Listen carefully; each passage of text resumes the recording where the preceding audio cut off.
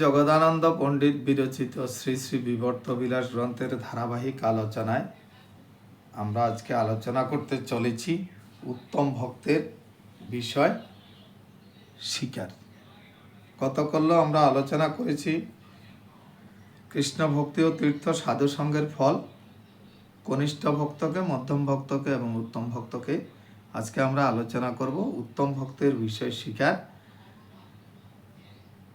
ইন্দ্রিয় বৃত্তি পরিচালন উত্তম ভক্তের বিষয় শিকারে বলছে, বিষয় ইন্দ্রিয় দ্বারে করিয়া শিকার, রাগ দেশহীন ভক্তি জীবনে যাহার।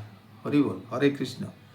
বলছে বিষয়ে ইন্দ্রিয় দ্বারে থেকেও তিনি স্বীকার করিয়া শিকার, রাগ দেশহীন ভক্তি জীবনে যাহার। যার রাগ নেই, দেশ নেই, রাগ দেশহীনভাবে কোনো ভেদাভেদ নেই, উচ্চ নিচ্চ নেই, সবাইকে সমান জীবনে ভক্তি যিনি দেখাতে পারেন। সমস্ত জগৎ দেখি বিষ্ণু মায়াময়, এবং সমস্ত জগতে বিষ্ণু ভগবান রূপে দেখেন। সমস্ত জগে বিষ্ণু মায়াময়, বিষ্ণুর সে মায়াময় জগৎ বলে বিবেচনা করতে পারেন, জ্ঞান করেন। ভাগবত গণোত্তম সেই মহাশয়, এবং ভাগবতে বলছে ভাগবত গণোত্তম, ভাগবত গণের মধ্যে তিনি শ্রেষ্ঠজন।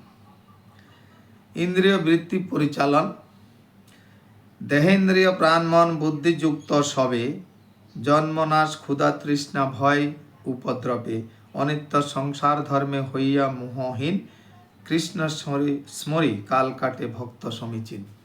হরিবল। তিনি বলছে যিনি এই মায়ামোহ জগতে সংসারে থেকে, যিনি বলছেন দেহ ইন্দ্রিয় মন প্রাণ বুদ্ধিযুক্ত সবে, দেহেন্দ্রিয় মন প্রাণ, দেহের ইন্দ্রিয় সংযম করে, মন প্রাণকে সমাহিত করে, বুদ্ধিকে ভগবাননিষ্ঠ করে যুক্ত হয়ে থাকেন।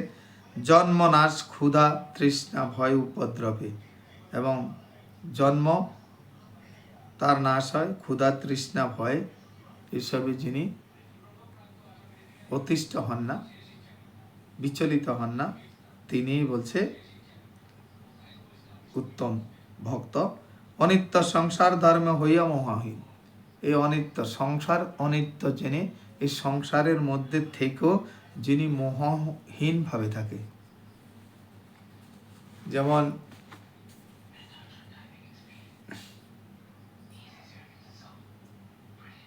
জলে এক প্রকার মাছ পাওয়া যায়, সে মাছ জলে থাকে কিন্তু তার শরীরে কাদায় থাকে, কাদা লাগে না। সেইভাবে যে থাকতে পারে মোহহীন, অনিত্য সংসারে থেকে যিনি মোহহীন, এবং সদা সর্বদা কৃষ্ণ স্মরণ, কৃষ্ণ মনন, কৃষ্ণ চিন্তা, কৃষ্ণ ভগবান সাধু সঙ্গ নিয়ে ব্যস্ত থাকে, কৃষ্ণ শরীর কাল কাটে, বলছে তিনি উত্তম ভক্ত। হরে কৃষ্ণ। এবং তিনি গৃহস্থ বৈষ্ণব শ্রেষ্ঠ বলে ধরা হয়। কিন্তু সংসারে থেকে সংসার মোহে মাতিয়ে আবার কৃষ্ণ ভক্তর লক্ষণ দেখানো, সে ভক্ত শ্রেষ্ঠ ভক্ত, উত্তম ভক্ত হতে পারে না। হরে কৃষ্ণ।